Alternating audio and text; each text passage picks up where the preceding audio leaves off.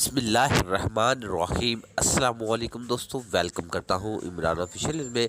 Saudi अरब जाने वालों के लिए सऊदी हुकूमत की तरफ से एक नई अपडेट जारी कर दी गई है और सऊदी 24 जो अखबार है उसमें भी इसका आर्टिकल छा दिया गया है कि वो कौन से लोग हैं जो सऊदी अरब में दाखिल हो सकते हैं। तो मेरा भाई, जिनके कंपनियों के साथ कॉन्ट्रैक्ट वेरीफाइड पेपर है वो सऊदी अरब आ सकते हैं।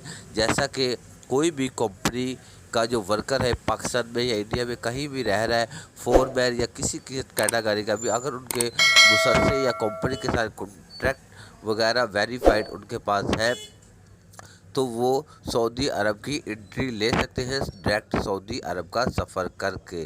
तो जो मेरे भाई बोल रहे हैं कुछ ये कि अब जिनके वीज़े एक्सपायर हो चुके हैं 30 नवंबर से जो एक्सपायर होंगे वो न्यू वीज़ा लगवा कर सऊदी अरब ही जा सकेंगे, इस वीज़े पर नहीं जा सकते। तो ऐसी कोई बात नहीं, जो कि पहले ही इधर रह रहे हैं अगर उनके अपने मुसलसल या कंपनी के साथ वेरीफाइड कॉन्ट्रैक्ट है तो वो सऊदी अरब के लिए एंट्री ले सकते हैं। ख़ासकर न्यू वर्क वीज़ा वाले या दूसरे हकामा होल्डर।